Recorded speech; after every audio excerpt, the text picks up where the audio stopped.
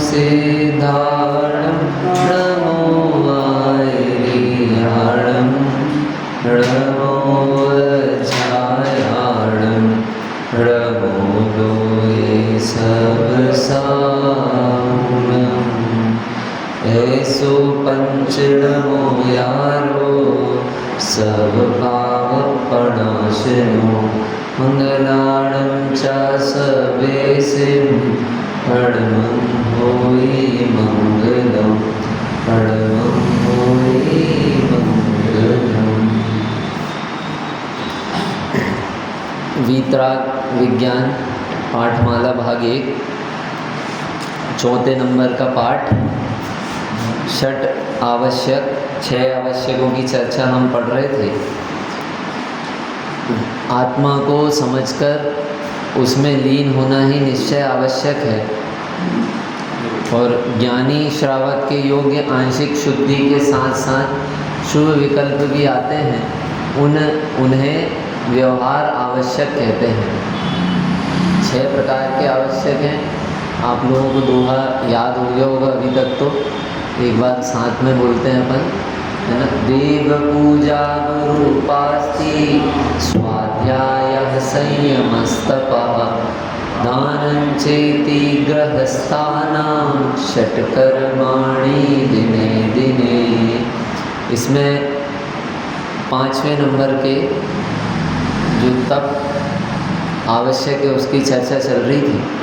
12 प्रकार के तप बहिरंग 6 और अंतरंग 6। बहिरंग कौन कौन से हैं आपको हुए थोड़े बहुत नाम याद?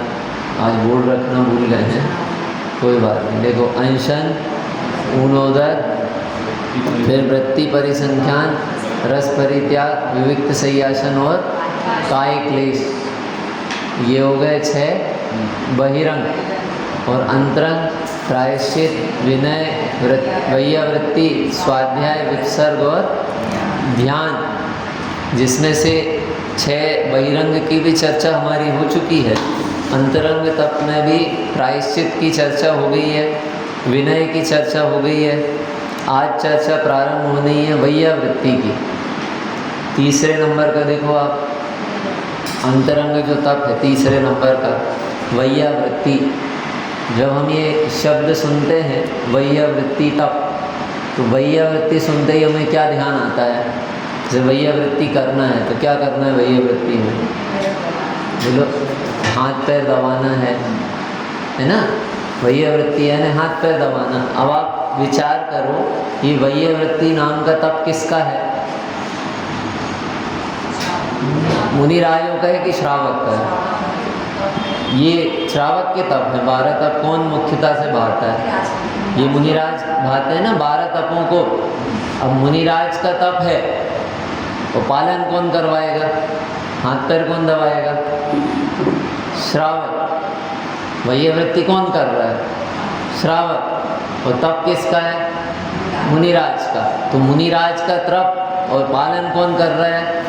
श्रावक। तो ये संभव है कि तप तो हो मुनिराज का, वैयावृत्ति नाम का तप मुनिराज का, और उसका पालन कौन कर रहा है? श्रावक।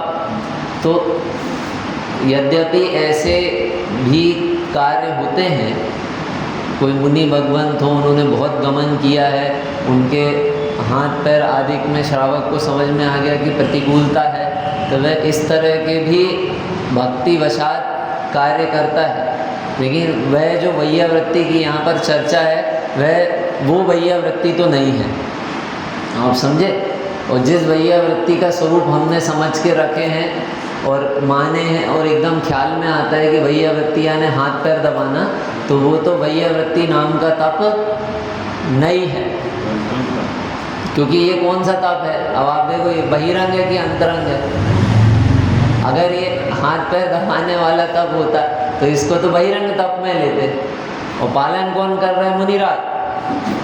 तो ये मुनिराज क्या करते हैं? वैयावृत्ति, जब मुनिराज वैयावृत्ति तप को अंगीकार करते हैं तो वो क्या करते हैं कि वे मुनि भगवंत अपनी वैयावृत्ति करते हैं। अब अपनी वैयावृत्ति कैसे हो सकती है? कि अपनी वैयावृत्ति ऐसे हो सकती है कि बाहर में जो वैयावृत्ति कर रहे हैं वो बाहर की करते रहें। और वो मुनि भगवंत अपनी स्वयं की वैयावृत्ति ऐसे करते हैं कि अपनी परिणति को राग द्वेष से रहित करके वीतरागतामय करते हैं। वे अपने स्वरूप में अपने उपयोग को एकाग्र करते हैं। वे अपनी परिणति में विकल्प रहितता निराकुलता का वेदन करते हैं। ऐसे वे अपने आत्मा की वैयावृत्ति करते हैं, स्वयं की वैयावृत्ति करते हैं। अंतरंग तप है ना, तो कर्मों की निर्जरा होती है। बाहर में कोई कष्ट हो है, बाहर में मान लो कांटा लगा है, वो श्रावक ने देख के कांटा निकाला, तो वह श्रावक ने अपना कर्तव्य पूरा किया। और मुनिराज अपना क्या कर्तव्य पूरा करेंगे कि मुनि भगवंत को जो विकल्प उठ रहे हैं उन विकल्पों के कांटों को वो स्वाश्रय से दूर करेंगे। तो मुनिराज ऐसे अपनी वैयावृत्ति करेंगे। ध्यान और वैयावृत्ति में क्या अंतर हो गया? हाँ, ऐसे अपन देखें ना तो अंतरंग तप और बहिरंग तप इसी में कोई अंतर नहीं, एक ही बात है। जितने भी पूरे तपों की चर्चा है ना, एक ही बात है, बस वो प्रयोजन एक है, वीतरागता है, स्वभाव की लीनता है, ये उसको अलग अलग तरीक़ों से बताया गया है। आप समझने की कोशिश करो, आपका घर एक है, वो घर भी एक है, उसकी लोकेशन एक है, ये वो एक लोकेशन को आप कितने तरीक़ों से बता सकते हो? आप बता सकते हो कि ये चौरसिया मोहल्ले में है, या आप इसके पास से है ना, वो फलाने कोई साहू जी हैं, कोई नीमा जी हैं, उनके घर के बाजू में है, इनके घर के सामने है। तो घर तो एक ही है, लेकिन उसको बता रहे हैं कई तरह से। तो जहाँ भेद आता है वहाँ पे व्यवहार होता है। इसलिए वास्तव में तो अगर अपन 12 ही तप की चर्चा करें ना, सबसे शुरू में अपन ने चर्चा किए थे कि ये जो 12 ही तप हैं वो कैसे तप हैं? व्यवहार है। जहाँ भेद आया वहाँ व्यवहार, और जहाँ अभेद है वहाँ निश्चय। पूरे भेदों की चर्चा उस अभेद के लिए है। देखो जितनी भी चर्चा है ना, अब प्रायश्चित, तो अगर हम इसका अंतरंग में स्वरूप समझेंगे तो प्रायश्चित भी वही है, जो राग द्वेष की परिणति हुई है उनसे निवृत्त होना और वीतरागता प्रकट होना अथवा वीतरागता की वृद्धि होना, ये प्रायश्चित है। विनय क्या, किसकी विनय? तो ये अंतरंग तप है ना, तो हम किसकी विनय करें? जब अंतरंग तप है तो अंतरंग में ही विनय होना है और अंतरंग की ही विनय होना है। तो बाहर में किसी की विनय हो जाएगी तो ये तो बहिरंग हो जाएगा। तो अंतरंग में किसकी विनय होना है? कि अपने ही स्वभाव की विनय होना है, यानी अपनी परिणति अपने में ही झुकना। फिर क्या आया, देखो कौन सा है उसके बाद? फिर वैयावृत्ति है ना। तो ये वैयावृत्ति का भी यही अर्थ है, उस एक की सिद्धि के लिए इन सब की चर्चा है। आप आत्मानुशासन जी में देखेंगे, एक ग्रंथ में और चर्चा है कि 10 प्रकार के संयुक्त की चर्चा है वहाँ पर, और वहाँ पर हेडिंग में लिखे कि अब संयुक्त के 10 प्रकार के नाम कहते हैं। 10 प्रकार के संयुक्त की चर्चा, आज्ञा संयुक्त, सूत्र, बीज, संक्षेप, परमावगाढ़, अवगाढ़, विस्तार, है ना। ऐसे 10 प्रकार के जो चर्चा है, तो वो संयुक्त कितने प्रकार का होता है? हम लोग ने कितने प्रकार के पढ़ चुके हैं? सम्यक्त कितने प्रकार का होता है? 10 प्रकार की वहाँ चर्चा। उसके बाद फिर औपसमिक, क्षयोपसमिक, छायिक, फिर हमने तत्वासूत्री में शुरू में पढ़े निसर्गज और अधिगमज। तो कितने प्रकार के सम्यक्त होते हैं? ये सम्यक दर्शन तो एक ही प्रकार का होता है। सच में जो निसर्गज है वो भी अधिगमज है, और जो अधिगमज है वो भी निसर्गज है। जो सम्यक है ना, निसर्गज भी अधिगमज है और अधिगमज भी निसर्गज है। क्यों? निसर्गज कैसे अधिगमज है? कि जिसको स्वयं से हुआ है उसको कोई स्वयं से नहीं होगा, क्योंकि उसकी अनादि से अब तक अज्ञान दशा थी। अज्ञान दशा थी मतलब ज्ञान विपरीत था, तो स्वयं से नहीं हुआ। पूर्व में उपदेश सुना था, तो पूर्व का उपदेश अब स्वयं से, स्वयं के पुरुषार्थ से वह उपदेश कार्यकारी हो गया, तो वो भी अधिगमज है। और अधिगमज भी निसर्गज है कि किसी ने मान लो वेदना हुई या कोई देव ने आके संबोधन कर दिया, तो क्या हुआ? तो संबोधन करने से थोड़ी हुआ, वो स्वयं से जब पुरुषार्थ किया तो सम्यक तो हुआ। तो इसलिए ये अंतरंग तप और बहिरंग तप, इन सब का एक ही प्रयोजन है, शुद्धोपयोग। देखो आपको बताता हूँ, यहाँ पर टोडरमल जी साहब ने लिखे हैं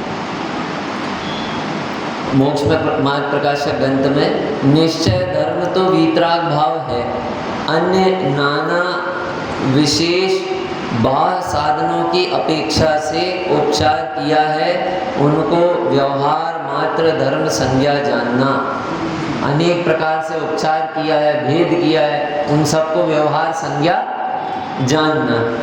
चाहे बहिरंग तप हो या अंतरंग तप हो, दोनों में ही शुद्धोपयोग व वीतराग भाव की प्रधानता है। ठीक है, तो ये वैयवृत्ति नाम का तप। फिर आगे स्वाध्याय। अब ये स्वाध्याय कौन सा है? स्वाध्याय को परम तप भी कहा है, स्वाध्याय नाम का परम तप। अब ये कौन सा है स्वाध्याय नाम का? तो अब ये भी अंतरंग तप के अंतर्गत है। तो इसका अर्थ ये नहीं है कि हम बैठ के जिनवाणी लिए हैं या हम किसी से पूछ रहे हैं या हम चिंतन मनन कर रहे हैं। चूँकि ये अंतरंग तप है इसलिए निर्विकल्प है अंकल जी, अंतरंग तप है इसलिए विकल्प नहीं है, निर्विकल्प है। तो ये निर्विकल्प स्वाध्याय तप के लिए ही बाकी का बाहर का स्वाध्याय है। तो स्वाध्याय के 5 भेद बताए ना, वो स्वाध्याय के 5 भेद भी इस निर्विकल्प तप के लिए है। ठीक है, इन्हें स्वयं में स्वाध्याय, स्वयं के लक्ष्य पूर्वक अध्ययन मनन होता है, तो वो बहिरंग स्वाध्याय है। और स्वयं का लक्ष्य हो जाता है, वो कौन सा स्वाध्याय है? अंतरंग स्वाध्याय। स्वयं के लक्ष्य पूर्वक जो पढ़ना, सुनना, चिंतन करना, पूर्वाचार्यों की परंपरा से मिलान करना है, आपस में चर्चा करना, ये सब काय के लिए होता है? स्वयं के लक्ष्य के लिए, आत्मा के लक्ष्य पूर्वक होता है। और जहाँ आत्मा में ही उपयोग लग जाता है, परिणति स्थिर हो जाती है, तब कौन सा तप होता है? अंतरंग स्वाध्याय तप।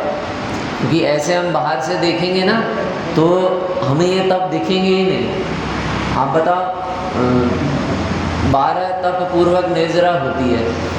अब इनमें से जो भरत चक्रवर्ती थे, तो भरत चक्रवर्ती ने कौन कौन से तप किए थे? तो स्वाध्याय तप किए थे कि नहीं? वैयवृत्ति तप किए थे कि नहीं? अंशन उनोदर तो किए ही नहीं थे, और स्वाध्याय वैयवृत्ति किए थे कि नहीं?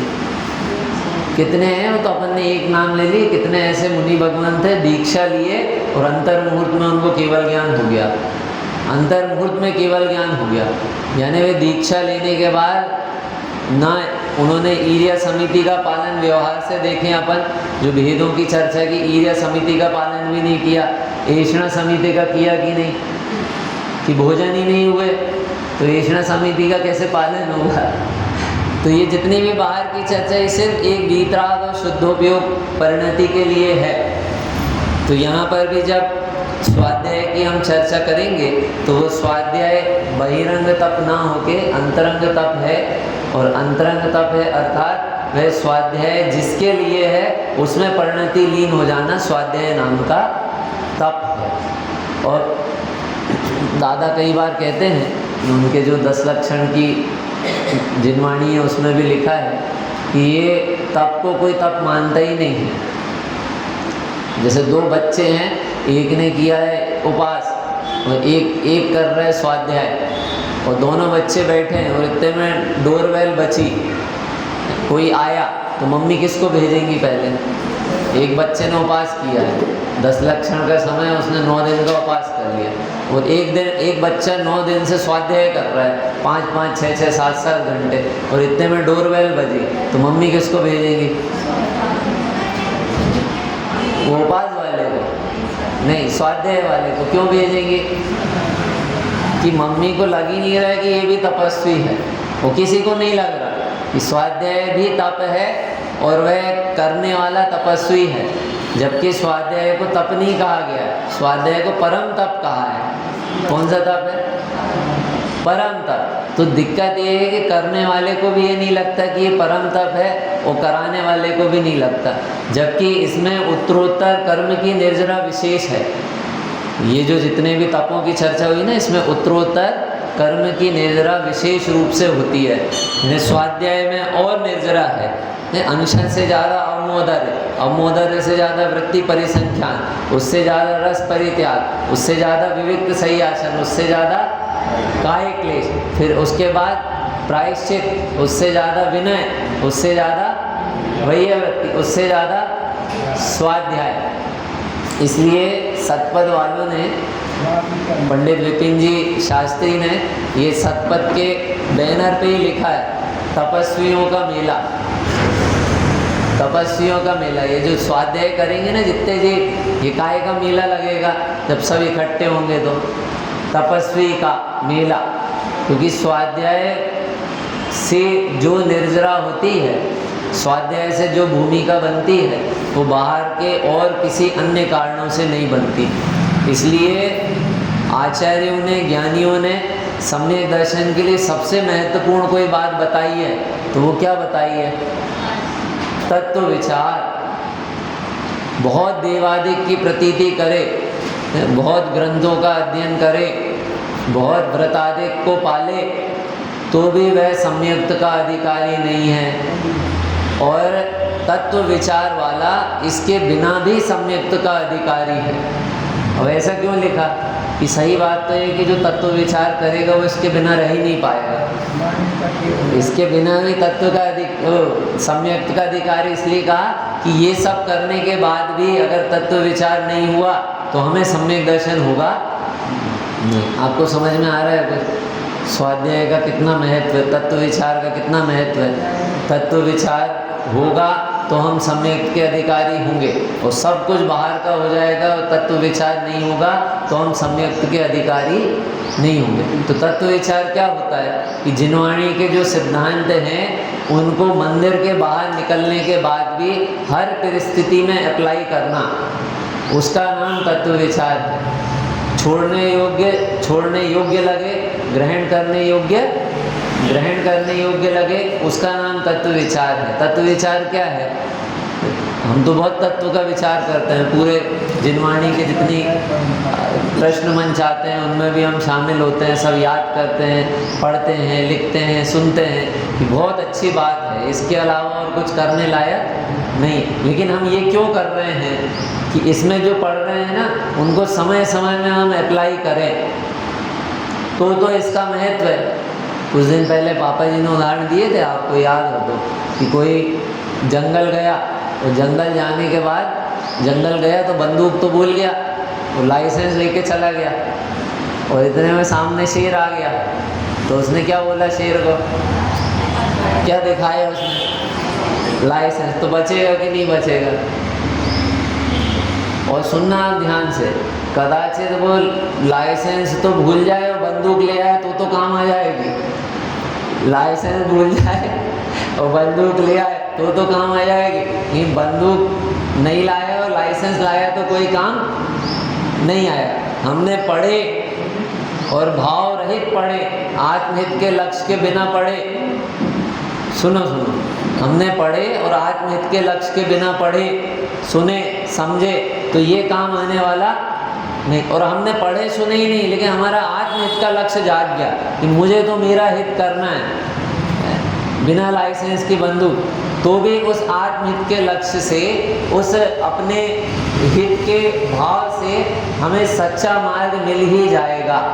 हम खोज ही लेंगे और हम पा जाएंगे। आप समझे? इसलिए स्वाध्याय नाम का तप हमारे जीवन में बहुत महत्वपूर्ण है। इसको ऐसा समझना चाहिए कि जैसे मील के पत्थर, जब हम कहीं जाते हैं और बीच बीच में अगर पत्थर मिल जाते हैं कि रास्ता कितना बचा है, कहाँ से जाना है, आगे अभी स्कूल पढ़ रहा है, आगे हॉस्पिटल पढ़ रहा है, आगे ब्रेकर हैं, अंधा मोड़ है, ये सब मिल जाता है तो रास्ता कितना आसान हो जाता है।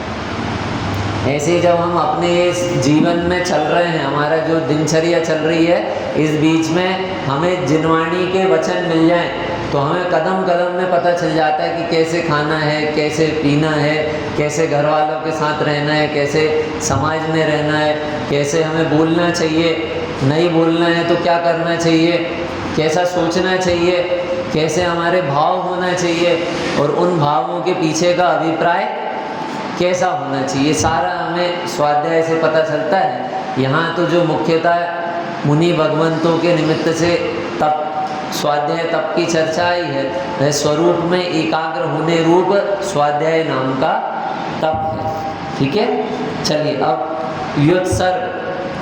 व्युत्सर्ग यानी क्या होता है? व्युत्सर्ग का शाब्दिक अर्थ होता है कि निर्ममत्व होना। निर्ममत्व हुए बिना अगले स्टेप में आगे बढ़ ही नहीं सकते। आखिरी वाला कौन सा है? तप, ध्यान। आप निर्ममत्व नहीं होंगे तो ध्यान की ओर आगे बढ़ ही नहीं सकते। तो मुनिराज तो वैसे निर्ममत्व हैं, निर्मोही है कि नहीं? मुनि भगवान निर्मोही है ना, कि उनको शरीर से एकत्व बुद्धि तो है ही नहीं, शरीर के प्रति एकत्व बुद्धि तो है ही नहीं, लेकिन ये व्युत्सर्ग नाम के ध्यान में उस संबंधी विकल्पों का भी वे स्वरूप आराधना से अभाव करते हैं। बाहर के किसी भी प्रकार के विकल्प के, छोटा सा भी छोटा विकल्प वो पर के लिए अकिंचित कर है, यानी और स्वयं के लिए अनर्थकारी है। अमृतचंद आचार्य देव ने कहा कोई भी विकल्प हो पर के लिए अकिंचित कर, यानी वो पर में कोई काम करने वाला नहीं। किसी के बारे में भी आप कुछ भी विकल्प करो, इस शरीर के बारे में विकल्प करो, धन संपत्ति के बारे में विकल्प करो, परिजन के बारे में विकल्प करो, आगे भविष्य की प्लानिंग करो, भूत का विकल्प करो, लेकिन ये सारे विकल्प पर के लिए अकिंचित कर, यानी उसमें कुछ भी करने वाले नहीं, कुछ भी नहीं होगा, 1% भी फेरबदल नहीं होगी। और स्वयं के लिए कैसे हैं? पर के लिए तो अकिंचित कर, उसमें कुछ नहीं करेंगे, ये हमारा सब कुछ गड़बड़ कर देंगे। स्वयं के लिए अनर्थकारी है। इसलिए मुनि भगवंत पूर्ण रूप से निर्विकल्प होने के लिए और साक्षात मोक्ष को वर्ण करने के लिए व्युत्सर्ग नाम के तप को तपते हैं। तो उसमें क्या करते हैं कि वे 1 मास के लिए, 2 मास के लिए ऐसी मर्यादाओं को लेकर एक ही स्थान में और प्रतिकूलताओं के बीच में भी वे ध्यानस्थ होके और अपने स्वरूप में एकाग्र होने का प्रयास करते हैं। हाँ, कायोत्सर्ग इसका दूसरा नाम है, कायोत्सर्ग। ये नाम भी आपको अन्य जगह पढ़ने मिल जाएगा। हाँ हाँ, शरीर से ममत्व का त्याग, कायोत्सर्ग अपन भी करते हैं ना। बहुत सारे लोग तो शब्द भी गलत बोल देते हैं, कार्योत्सर्ग बोलते हैं। अब सब मिलके कार्योत्सर्ग करेंगे, कार्य का ही उत्सर्ग कर देंगे, मतलब कुछ काम नहीं करेंगे। अब कार्योत्सर्ग नहीं, कायोत्सर्ग, काय प्लस उत्सर्ग, काया का उत्सर्ग, यानी काया को छोड़ना। तो अब कैसे छोड़ें? काया को तो छोड़ना है, यानी काया को छोड़ने का अर्थ काया से ममत्व को, अपनत्व को, एकत्व को छोड़ना है। अंकल जी, अब काया से एकत्व ममत्व को छोड़ना है तो कैसे छोड़ें? कि अभी हमारी परिणति बहुत कमज़ोर है, हम सीधे नहीं छोड़ पाते। तो हम क्या करते हैं कि जिनने छोड़े हैं उनको स्मरण करके फिर छोड़ने का प्रयास करते हैं। कायोत्सर्ग में आप क्या करते हो भैया? अनिल भैया क्या करते हैं आप कायोत्सर्ग में? जी हाँ जी, क्या करते हैं आप कायोत्सर्ग? हाँ, 9 बार नमोकार पढ़ते ना। अब ये काया से उत्सर्ग करने में 9 बार नमोकार कहाँ से बीच में आ गए?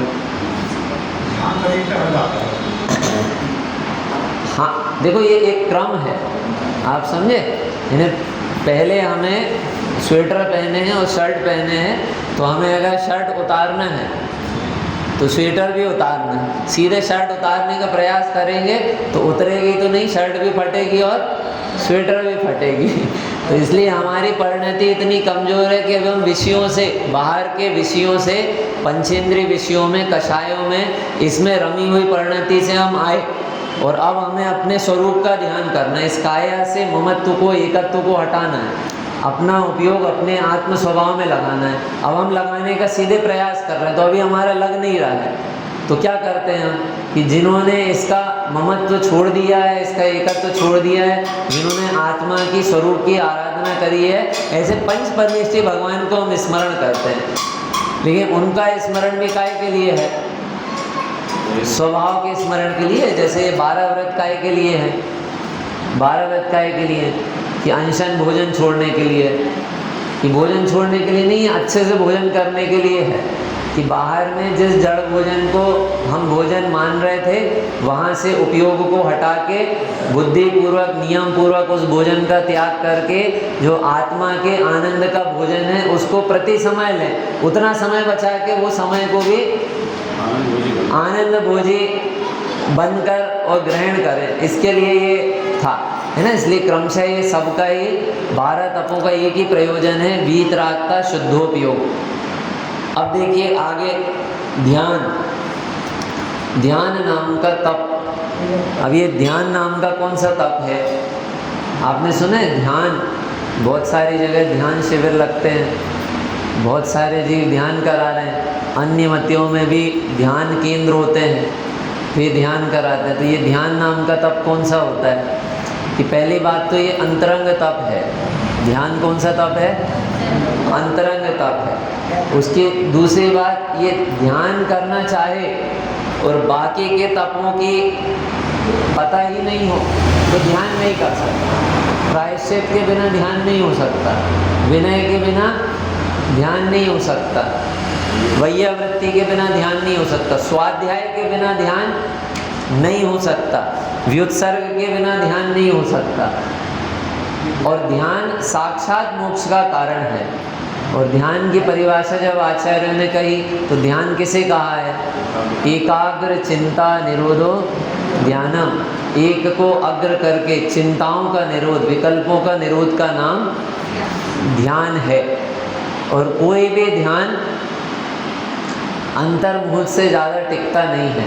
कोई भी यानी शुभ और अशुभ, ये ध्यान अंतर्मुख से ज़्यादा टिकते नहीं है।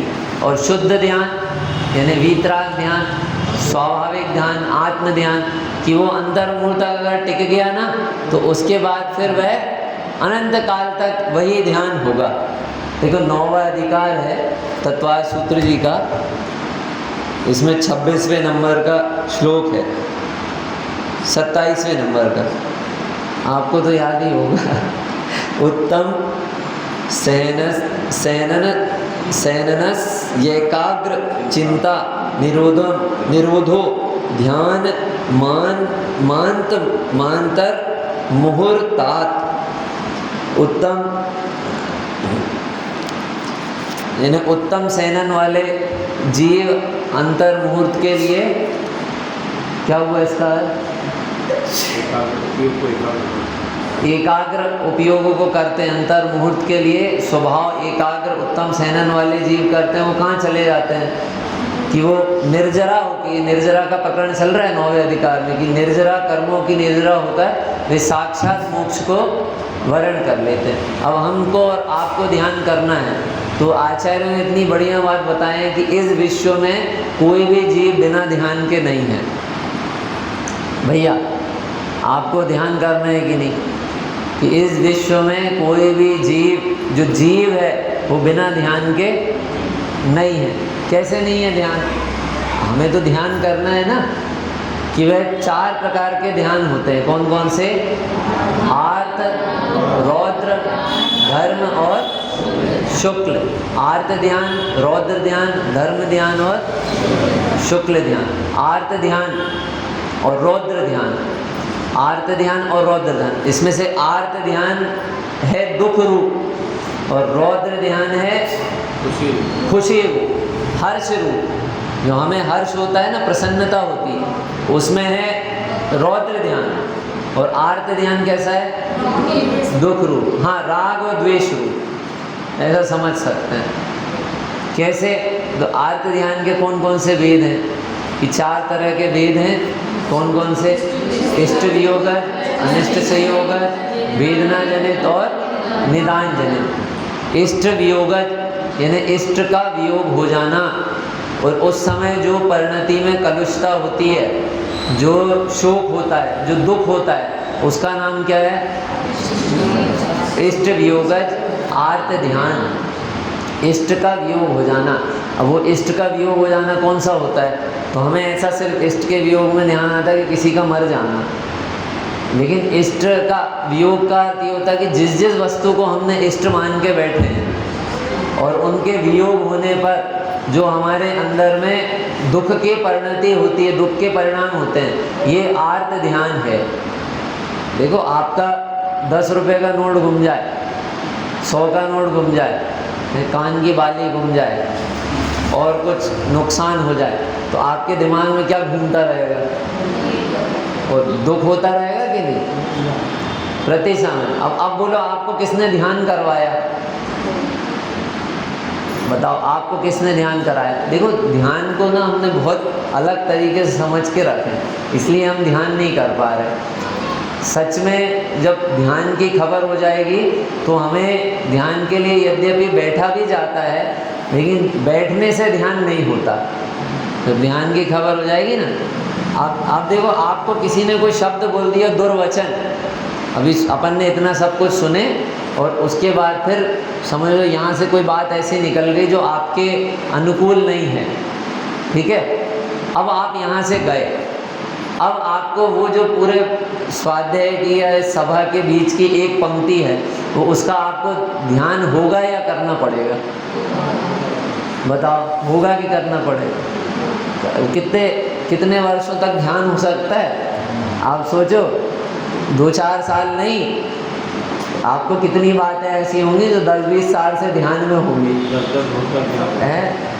10-10 भाव तक रखते हैं, ध्यान में रहती ना। तो ध्यान का अर्थ क्या है कि ध्यान तो ये जो 4 प्रकार के कहे हैं कि जहाँ पर हमारा उपयोग एकाग्र हो गया, उस दुख में किसी के इष्ट के वियोग में एकाग्र हो रहा है, तो उस समय क्या होगा? इष्ट वियोगज आर्त ध्यान। क्या होगा? इष्ट वियोगज आर्त ध्यान। और उसी समय ज्ञानी क्या करेगा कि वो विचार करेगा कि क्या इष्ट है और क्या इष्ट नहीं है। तो उसी इष्ट वियोगज आर्त ध्यान के प्रकरण में वो धर्म ध्यान करेगा। सुनो सुनो सुनो, इष्ट वियोगज प्रकरण में वही ज्ञानी कौन सा ध्यान करेगा? कौन सा ध्यान करेगा? धर्म ध्यान करेगा। पंडित साहब कहते थे कि ज्ञानी को इष्ट का वियोग होता ही नहीं। क्यों नहीं होता? ज्ञानी को इष्ट का वियोग नहीं होता। क्यों नहीं होता? उसको वरदान मिला है, कोई इष्ट का वियोग नहीं होगा, तथास्तु। तुम्हारे जितनी सब चीज़ें इष्ट वो सब बनी रहेंगी, तुम्हें वियोग नहीं होगा। कि इसलिए इष्ट का वियोग नहीं होता क्योंकि जिसका वियोग होता है उसको ज्ञानी इष्ट मानता ही नहीं है। जिसका वियोग होना है वो इष्ट है ही नहीं। संबंध दुखमय कौन है, स्वीकृत करूं परिहार क्या? तो जिसका वियोग होना है, ऐसे संबंधों को वो स्वीकार ही नहीं करता। इसलिए उसे इस जाति का जो जैसा मिथ्या दृष्टि को आर्त ध्यान होता है, वो वैसा उस सम्यक दृष्टि को आर्त ध्यान नहीं होता। उसे होता ही नहीं, ऐसा नहीं है। उसमें भी गुण स्थानों की भूमिका है, लेकिन मिथ्या दृष्टि के जैसा नहीं होता। इष्ट वियोगत, फिर अनिष्ट संयोगत। रोग आ गया, दरिद्रता आ गई है, और कोई प्रतिकूलता आ गई, अनचाहा मेहमान आ गया, हमें लग रहा है भागे, दूर होए हैं, ऐसी कोई परिस्थिति आ गई जो हम नहीं चाहते हैं, वो दूर होए। तो उसको दूर करने के लिए जो खेद अंदर में होता है, उसका नाम क्या है? अनिष्ट संयोगत। उसके बाद फिर वेदना, जो वेदना के काल में जो परिणाम आकुलित व्याकुलित होते हैं, उसका नाम है वेदना जनित आर्त ध्यान। और आप बहुत अच्छे से समझना, अगर हमने धर्म ध्यान नहीं किया तो अंत समय में जब शरीर में भयंकर वेदना होगी, तब वेदना जनित ही आर्त ध्यान होगा। वेदना होगी और क्या होगा? आर्त ध्यान होगा। भयंकर परिणाम खराब होंगे। क्यों? क्योंकि हमने जीवन भर भेद विज्ञान किया नहीं, इसको भिन्न जाना नहीं। अब भयंकर परेशानी हो रही है तो दवाइयाँ बदल रहे हैं, डॉक्टर बदल रहे हैं, परहेज कर रहे हैं, सब कर रहे हैं, और उसके बाद भी वेदना हो रही है तो परिणाम खराब हो रहे हैं। ठीक है। और चौथे नंबर का कौन सा है? निदान। निदान भी कौन सा है? आर्त ध्यान है। बढ़िया गति में जाते होंगे ना आर्त ध्यान से, तो कहाँ जाते हैं? मुख्यतः आर्त ध्यान करने वाला जीव त्रियंच गति में जाता है। यानी इसको अपन ऐसा भी समझ सकते हैं, आर्त ध्यान के समय में अगर गति का बंद होगा तो वो कौन सी गति का बंद होगा? त्रियंच गति का बंद होगा। और वो आर्त ध्यान में निदान जनित आर्त ध्यान क्या होता है? तो आप देखना कितनी छोटी छोटी सी चीज़ों में ये निदानों को हम बंद करते हैं।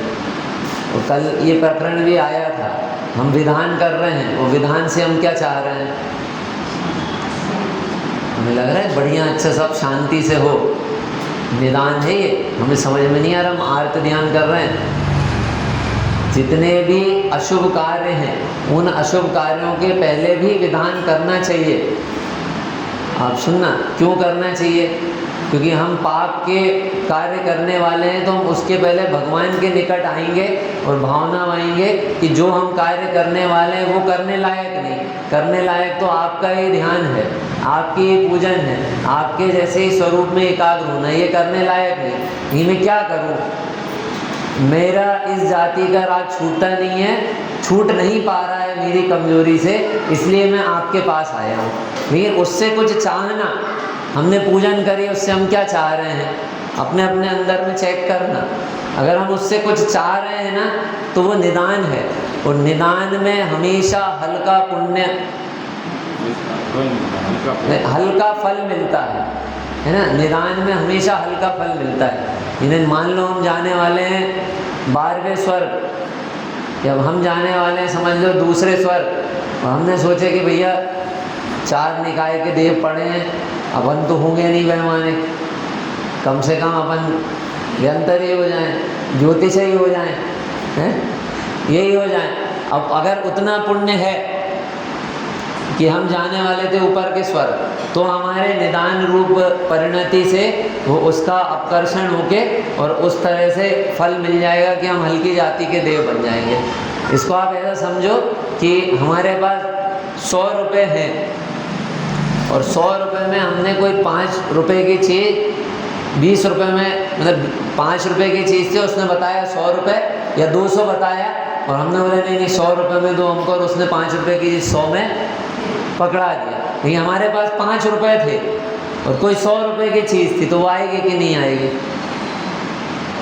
भैया 5 रुपये में 100 रुपये की चीज़ आएगी, तो पुण्य थोड़ा है।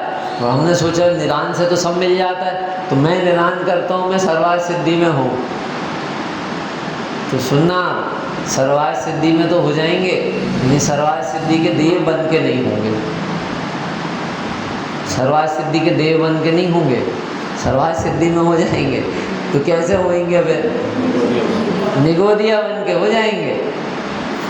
मैंने निदान किया कि भैया यहाँ पर बहुत बढ़िया वातावरण है शिखर जी का, अब तो मेरा ये भाव है कि बस मैं अगर हूँ ना आगे भी, तो यही शिखर जी में ही हूँ। अब आप चेक करो कि हमने अपने जो अंदर के परिणाम हैं वो हमें यहाँ होना क्यों है। यहाँ का बहुत अच्छा वातावरण, एकदम शांत है, खूब हरियाली है, खूब बढ़िया शांत लगता है, अच्छा लगता है, घर की झंझटों से दूर हो जाते हैं, 10-5 दिन आराम मिलता है, तो बढ़िया इसके कारण हम हो ही यहाँ पे, तो हम हो जाएंगे। लेकिन कैसे होंगे? बताओ कैसे होंगे? कि उसी जंगल में त्रियंच होकर हम उस जंगल में हो जाएंगे। बहुत खतरनाक है निदान। हमें धर्म क्षेत्र में भी इसका बहुत ख्याल रखना चाहिए। कितने ऐसे जीव हैं, आप प्रथमानियों पढ़ो, कितने ऐसे जीव हैं उनको बदला लेने का भाव था कि मैं इसका बदला लूँगा इससे। कछुए के हाथ पैर काट दिए अभय घोष ने, और उसके मन में भाव आया संगी पंचेंद्रिय की, इससे तो बदला लेना, मेरे हाथ पैर काटा ना, अब मैं इसको बताता हूँ। अब वो बदला लेना है, मनुष्य पर्याय का बंद हुआ, और वो मनुष्य पर्याय में जाना था उसको, तो अभय घोष राजा का पुत्र हो गया, चंडवेग। और बाद में क्या हुआ कि जब वो अभय घोष मुनिराज हो गए, ये चंडवेग भी दर्शन करने गया, और वहाँ पर उसको देखते ही याद आ गया कि ये तो वही है जिसने मेरे हाथ पैर काटा था। मतलब राजा भी नहीं दिखे, वो मुनि भी नहीं दिखे उसे, पिता भी नहीं दिखे, बस ये देखा कि इसने मेरे हाथ पैर काटा था, और उन्होंने तुरंत तलवार निकाली और अभय घोष मुनिराज के हाथ पैर काट दिए। तो इस तरह का निदान होता है, बहुत खतरनाक है। एक तो ये शुभ का भी, जो शुभ परिणाम कर रहे हैं, कार्य कर रहे हैं, उनका निदान, और एक अशुभ निदान भी होता है कि हम मैं इसको बताता हूँ, मैं इसको देख लूँगा, समय आने पर बताऊँगा, तो ये अशुभ रूप भी निदान होता है। तो शुभ और अशुभ दोनों निदानों को त्यागना, तो वो दोनों निदान कैसे त्यागे जा सकते हैं? शुभ निदान भी त्यागना और अशुभ निदान भी त्यागना, तो उसका क्या तरीका है कि वीतराग भाव द्वारा दोनों निदानों का त्याग हो सकता है।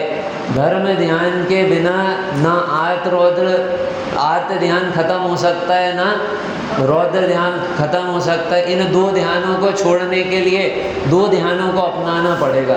इन्हें आर्त रौद्र ध्यान तब छूटेंगे जब धर्म और शुक्ल ध्यान होंगे, और धर्म शुक्ल ध्यान नहीं हुए तो इन दोनों में ही परिणाम होते रहेंगे।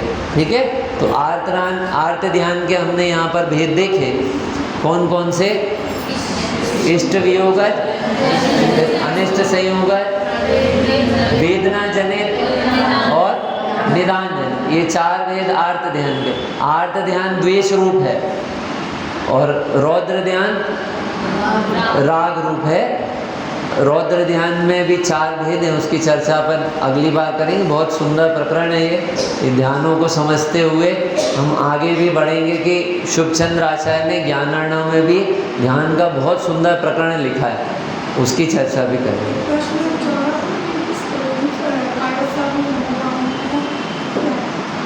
वो ये कहा था ना मैंने, काय उत्सर्ग में नमोकार मंत्र इसलिए पढ़ते हैं कि हम सीधे काया का उत्सर्ग और आत्मा में अपने उपयोग को लगाने में असमर्थ है, परिणति कमज़ोर है, तो फिर हम बीच में किसका ध्यान करें? एक तो बाहर से अशुभ से, कषायों से, पाप से हम आए हैं, हमारा परिणाम बार बार वही जाता है, दुकानदारी में जाता है, घर में जाता है, परिवार में जाता है, और ध्यान कहाँ लगाना है? आत्मा में लगाना है। तो अब या तो बाहर जा रहा है और आत्मा में लग नहीं रहा है, तो अब बीच में क्या करें कि जिन्होंने आत्मा की आराधना करे हैं उन पंच परमेष्ठी भगवंतों का हम स्मरण करते हैं। क्यों? क्योंकि हमारी ऐसी निचली भूमिका है कि जब हम अंतर्मुहूर्त में ध्यान करने के लिए बैठे हैं तो हम अंतर्मुहूर्त में क्षण क्षण में ध्यान नहीं कर सकते। आप समझो 15 दिन के अंदर अगर शुद्धोपयोग होने लगे, आत्मा की इतनी जल्दी जल्दी अनुभूति होने लगे तो जीव पंचम गुण स्थान में पहुंच जाता है, और क्षण क्षण में होने लगे तो छठवें मुनि दशा, 7वें गुण स्थान, फिर 6वां गुण स्थान, 7वां 6वां, उसमें पहुंच जाता है। अब हम बैठे हैं 15 मिनट के लिए जाप देने के लिए, तो कितने बार हमें आत्मानुभूति हो सकती है? लेकिन लक्ष्य क्या है? पूरे समय बैठे हैं कि मेरा परिणाम मेरे में ही मग्न हो, लेकिन मेरे में मग्न नहीं रहता ना, तो अभी हम किसको ध्यान करेंगे? कि जैसे ही मेरे से परिणति बाहर निकलती है तो मुझे सब दुकानदारी, घर परिवार, छूटे हुए काम, सारे के सारे लिस्ट, जो जो काम सोचे थे सब कुछ ध्यान आने लगता है। तो वहाँ से उपयोग हटाने के लिए हम पंच परमेष्ठी भगवान का ध्यान करते, इसलिए काय उत्सर्ग में हम 9 बार नमोकार मंत्र पढ़ते हैं। काल में भी पंचपरमेष्ठी के ध्यान पूर्वक अपने देह के महत्व के ज्ञान का प्रसाद करते हैं। हाँ, पंच परमेष्ठी के ध्यान पूर्वक उस काल में भी अपने देह से ममत्व का त्याग कर उनका ध्यान करें। 5 परमेष्ठी भगवान का ध्यान करें और आत्मा ख्याल में नहीं आए तो 5 परमेष्ठी भगवान का ध्यान किए ही नहीं।